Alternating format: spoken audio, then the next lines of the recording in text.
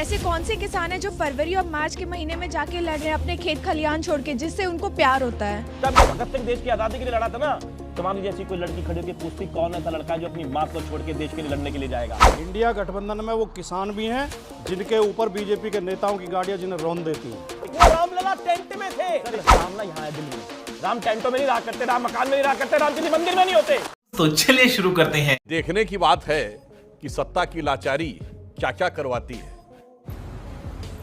और इस गठबंधन में कितनी गठ हैं यानी गांठें हैं और कितना बंधन है। अरे बाबा! दूसरी बात इन्होंने कही थी, इसमें बहुत गांठें हैं गठबंधन में। बिल्कुल मैं इनकी इस बात से भी सहमत हूं। इसमें गांठें इसलिए ज्यादा हैं कि इसमें ज्यादा लोग जुड़े हों। ये गठबंधन में केवल कांग्रेस सपा नहीं है। जुम करो। इंडिया गठबंधन में वो किसान भी हैं जिनके ऊपर बीजेपी के नेताओं की गाड़ियां जिन्हें रौंद देती हैं। वो किसान भी है जो 700 लोग शहीद हो जाते हैं, जिन्हें राजधानी में नहीं घुसने दिया जाता, जिनके लिए कीलें ठोकी जाती हैं सड़क पे, जिनके लिए पानी की बौछारें और गोलियां चलाई जाती हैं। इस गठबंधन में वो मजदूर भी हैं जिनके लगातार हक मारे जा रहे हैं। इस गठबंधन में ओबीसी वर्ग के 6800 स्टूडेंट भी हैं जिनके लिए हाईकोर्ट का आदेश है कि इन्हें ज्वाइनिंग कराओ। 2 साल से योगी जी ज्वाइन नहीं करा रहे हैं। तुम्हें शर्म है? कुछ शर्म आया है? क्या आपको लगता है कि मोदी का मुकाबला कर पाएंगे? और हमारा आज का शीर्षक है, कब होंगे कामयाब? तू चुप रहे बाबा, तू चुप रहे। देखिए, ये जो गठबंधन ये बता रहे हैं कि इंडिया अलायंस की बार बार बात करते हैं और बार बार इस तरीके से दिखाते हैं कि जैसे मोदी जी अकेले लड़ रहे हैं। 39 पार्टियों का तो गठबंधन है ही, साथ में उसकी 3 सबसे बड़ी पार्टियां कौन सी है? जुम करो। एक का नाम है ईडी, दूसरी का सीबीआई और तीसरे का इनकम टैक्स। आपको अगर 400 पार हो रही है तो आपको सबके पैर क्यों पकड़ने पड़ते हैं? क्योंकि इनको मालूम है कि जनता बेवकूफ नहीं है। जनता को साफ दिखाई दे रहा है कि रोज अपने ही एक्स गवर्नर के ऊपर आपने छापा मार दिया। क्यों मार दिया? क्योंकि उन्होंने कहा कि पुलवामा में जो 300 लोग मरे उसकी जिम्मेवार आपकी सरकार थी। उन्होंने कहा था लिफ्ट कराओ, आपने नहीं कराया। 300 आर्डिक्स कहां से आया? 300 किलो आप आज तक बता नहीं पाए।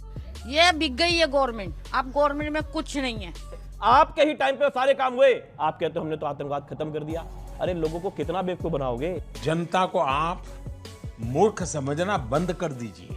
कितना लोगों को छलोगे, कितना लोगोों को ठगोगे? और आप कह रहे हो कि हमने नहीं ठगा। आपने जितना लोगों को बेवकूफ बनाया, मुझे लगता है हिंदुस्तान की राजनीति के अंदर कोई इतना बेवकूफ नहीं बना होगा। बात तो सही है। भाटी जी से है।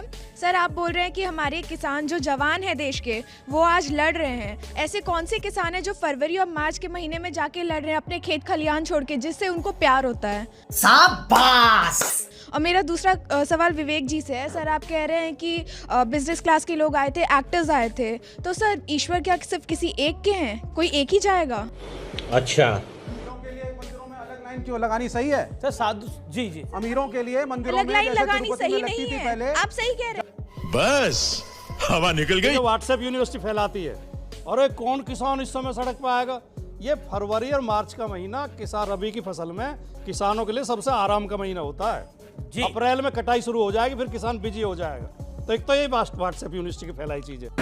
मिल गया जवाब। दूसरी बात, उनकी समस्याओं पे तो कोई ध्यान दे नहीं रहा कि वो मांग क्या रहे हैं। उनके प्रति सहानुभूति भी तो होनी चाहिए। तर्क लेके आ रहे हैं। कौन सा किसान जींस पहनते हैं, कौन सा किसान पिज्जा खाते हैं, कौन सा किसान गाड़ियों में चलता है?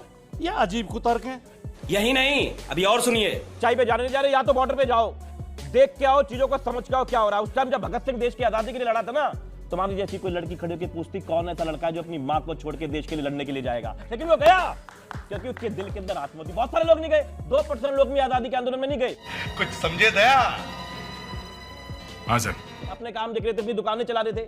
लेकिन ये दिल की भावना वाली बात होती है। वो जो किसान वहां पर आ रहा है वो जानता है, क्योंकि अगर किसान नहीं हुआ तो कुछ भी नहीं खा पाओगे। बात तो सही है। मेरा सवाल सुधांशु सर से है। बहुत खुशी हुई, आप एक अभिनेत्री अमिताभ बच्चन जी की बहू के लिए आप सम्मान में खड़े हुए हैं। पूछना चाहूंगी, जब दिल्ली में हमारी महिला खिलाड़ी बैठी थी, वहाँ पे धरने पे बैठी हुई थी, महिला आयोग की अध्यक्ष को घसीट के पुलिस ले जा रही थी, आप में से या बीजेपी के किसी नेता ने भी उनके लिए कोई आवाज नहीं उठाई? किस लिए? क्योंकि वो अमिताभ बच्चन की बहू नहीं थी। Good question, you are a good question. अब जवाब लेते। जी जो वहां बैठे जो रेस्टलेस के साथ हुआ, उनके ऊपर सुनिए, एक नहीं 3 लेवल की जांच हुई। दिल्ली पुलिस की जांच, इंडियन ओलंपिक कमेटी की जांच और सुप्रीम कोर्ट की जांच। झूठ बोलो, बार बार झूठ बोलो। मैं 3 बार गया हूं, वहां हमारी धर्मशाला बन रही है, मैं खुद इसमें ट्रस्टी हूं, अब फिर जाऊंगा आपके साथ भी चलूंगा, आप ले चलो मुझे।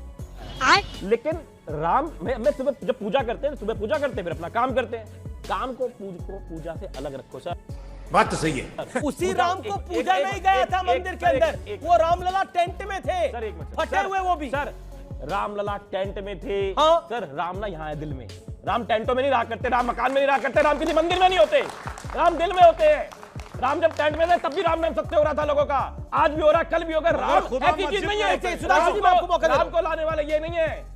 राम को तो वाल्मीकि जी लाए थे, उनसे तो दूर भागते हैं। क्यों नहीं वाल्मीकि जी की पूजा करवा लेते? क्यों नहीं वाल्मीकियों से वह पूजा कराते? इनकी हिम्मत नहीं है, क्योंकि इनकी राजनीति राम को बेचने की है। इन्होंने राम के नाम पे सत्ता करनी है। अरे बाप रे, ये तो धोती खोल रहा है। बीजेपी की फुल फॉर्म है, बहुत झूठी पार्टी।